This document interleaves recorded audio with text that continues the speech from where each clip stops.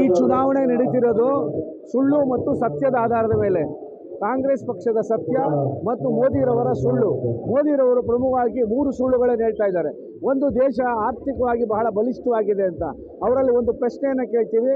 ದೇಶ ಆರ್ಥಿಕವಾಗಿ ಬಲಿಷ್ಠವಾಗಿದ್ದರೆ 53 ಲಕ್ಷದಿಂದ 183 ಲಕ್ಷ ಕೋಟಿ ರೂಪಾಯಿಗಳ ಸಾಲ ಯಾಕಾಯಿತು? ಆಹಾರ ಪದಾರ್ಥಗಳ ಬೆಲೆ ಏನಕ್ಕೆ ಏರಿತು? ರೂಪಾಯಿಯ ಮೌಲ್ಯ ಡಾಲರ್ ಮುಂದೆ ಏನಕ್ಕೆ ಕುಸಿತಾ ಇದೆ? ಮತ್ತು ಪೆಟ್ರೋಲ್ ಡೀಸೆಲ್ ಬೆಲೆಗಳು ಏನಕ್ಕೆ ಏರ್ತು? ದೇಶದಲ್ಲಿ ಹಣದುಬ್ಬರ ಏನಕ್ಕಿದೆ? ನಿರುದ್ಯೋಗ ಏನಕ್ಕಿದೆ?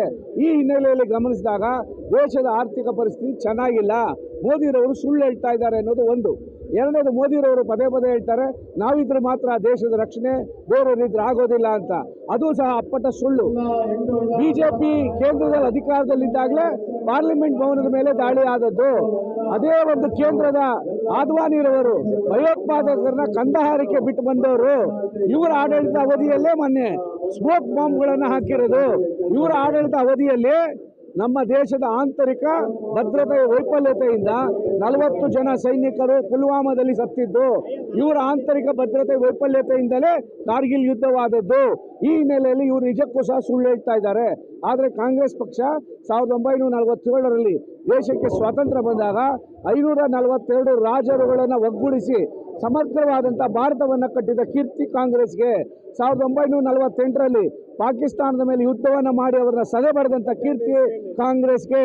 1965ರಲ್ಲಿ ಲಾಲ್ ಬಹದ್ದೂರ್ ಶಾಸ್ತ್ರಿಯವರ ನೇತೃತ್ವದಲ್ಲಿ ಪಾಕಿಸ್ತಾನ ಮೇಲೆ ಯುದ್ಧವನ್ನು ಮಾಡಿ ಸೋಲಿಸಿದಂಥ ಕೀರ್ತಿ ಕಾಂಗ್ರೆಸ್ಗೆ. 1971ರಲ್ಲಿ ಶ್ರೀಮತಿ ಇಂದಿರಾ ಗಾಂಧಿರವರು ಪಾಕಿಸ್ತಾನವನ್ನು ವಿಭಜನೆ ಮಾಡಿ ಬಾಂಗ್ಲಾದೇಶದ ಉದಯಕ್ಕೆ ಕಾರಣಕರ್ತರಾಗಿ ಅಮೆರಿಕದ ಅಧ್ಯಕ್ಷನ ಮಾತನ್ನು ಧಿಕ್ಕರಿಸಿ ಪಾಕಿಸ್ತಾನದ ಮೇಲೆ ಯುದ್ಧವನ್ನು ಮಾಡಿ 1 ಲಕ್ಷ ಜನ ಸೈನಿಕರನ್ನ ಸದೆ ಬಡಿದು ಭಾರತಕ್ಕೆ ವಿಜಯವನ್ನು ತಂದುಕೊಟ್ರಲ್ಲ, ಅದು ಕಾಂಗ್ರೆಸ್ ಪಕ್ಷದ ಇತಿಹಾಸ. 1974ರಲ್ಲಿ ಪೋಖ್ರಾನ್ನಲ್ಲಿ ಅಣು ಪರೀಕ್ಷೆಯನ್ನು ಮಾಡಿದಂಥ ಕೀರ್ತಿ ಕಾಂಗ್ರೆಸ್ಗೆ. 1982ರಲ್ಲಿ ಅಮೃತಸರದ ಗೋಲ್ಡನ್ ದೇವಸ್ಥಾನದಲ್ಲಿ ಅಮೃತಸರದ ದೇವಸ್ಥಾನದ ಮೇಲೆ ಅಲ್ಲಿದ್ದಂತಹ ಬ್ಲೂ ಸ್ಟಾರ್ ಆಪರೇಷನ್ ಮಾಡಿ ಬಿಂದನ್ವಾಲಿ ಅಂತ ಒಬ್ಬ ಕಠೋರವಾದಂತಹ ಭಯೋತ್ಪಾದಕರನ್ನ ಕೊಂದಂಥ ಕೀರ್ತಿ ಕಾಂಗ್ರೆಸ್ಗೆ. ಕಾಂಗ್ರೆಸ್ ಪಕ್ಷ ಯಾವಾಗಲೂ ಸಹ ದೇಶದ ಭದ್ರತೆ ಮತ್ತು ಏಕತೆಯಲ್ಲಿ ನಿಷ್ಠೆಯಿಂದ ಇದೆ.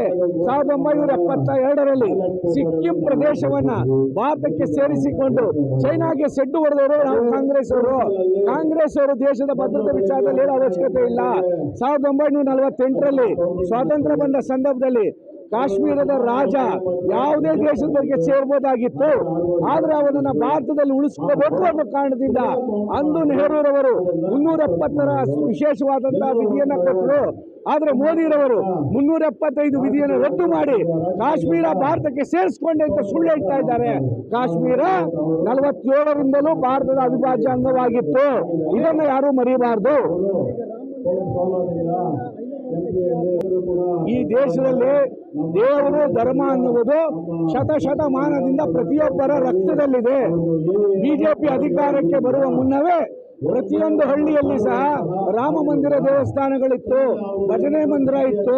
ಆ ಭಜನೆ ಮಂದಿರದಲ್ಲಿ ಜನ ಸೇರಿ ತಮ್ಮ ನ್ಯಾಯವನ್ನು ತೀರ್ಮಾನ ಮಾಡೋರು ಮತ್ತು ರಾಮನವಮಿ ದಿನ ಪಾನಕ ಕೋಸಂಬರಿ ಸಂಭ್ರಮಿಸೋರು. ಬಿಜೆಪಿಯವರು ಬಂದು ರಾಮನ ಭಕ್ತಿಯನ್ನು ಹೇಳಬೇಕಾದಿಲ್ಲ. ಈ ದೇಶ ಪ್ರತಿಯೊಬ್ಬರು ಸಹ ರಾಮನ ಬಗ್ಗೆ ಭಕ್ತಿ ಇದೆ.